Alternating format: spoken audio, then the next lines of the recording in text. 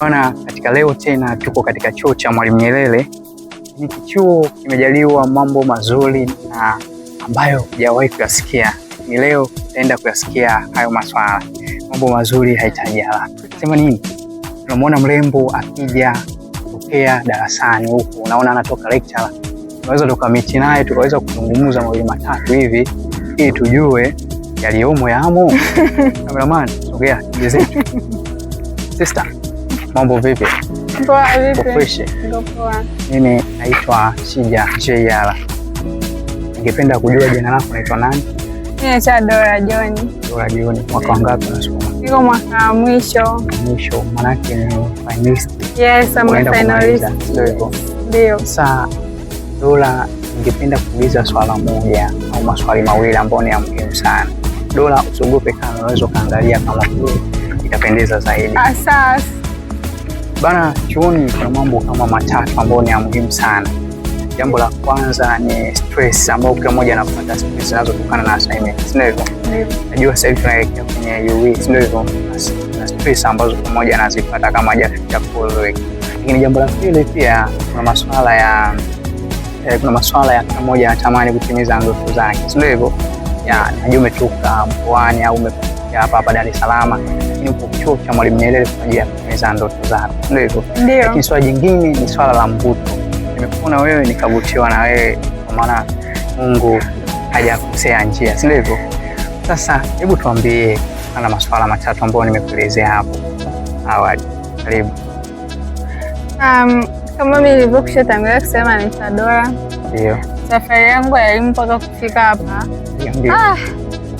Ni tough jamani. Ni ngumu. Ndio.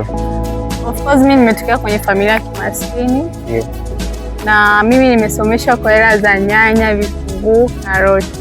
Ndio. Na mimi ni binti wa kwanza kwenye familia yetu. Ndio.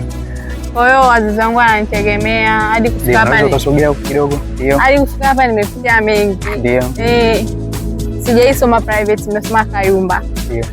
So nimesemwa sana. Mamangu amesema of course, binti kama huyo hawezi kunani. Kwa sababu mimi nilikuwa mtundu. Kwa nilikuwa mtundu, yani watu walikuwa wanaona yani wewe kuja kutoboa ni ngumu. Madharau yalikuwa mengi. Ila namshukuru Mungu, mamangu na babangu walikuwa wananitia moyo.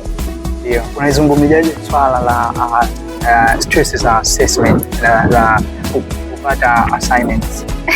Ushaingia kwenye mtego wa lecture yote? Jamani, ndio.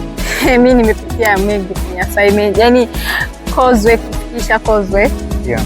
Safu nimepita, carry nimepita. Yani hamna kitu ambacho sijakipitia huko jamani. Special nimefanya sana. Ndio. Safu nimesafu sana. Ndio.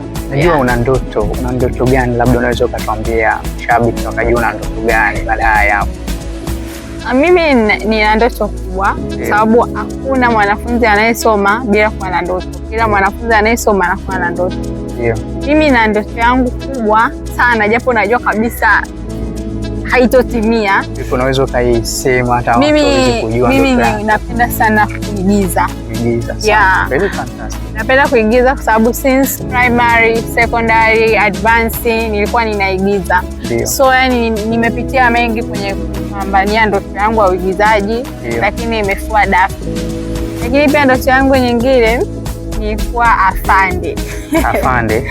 Polisi. Japo hiyo naona kidogo kama ya haina yani sisemeje.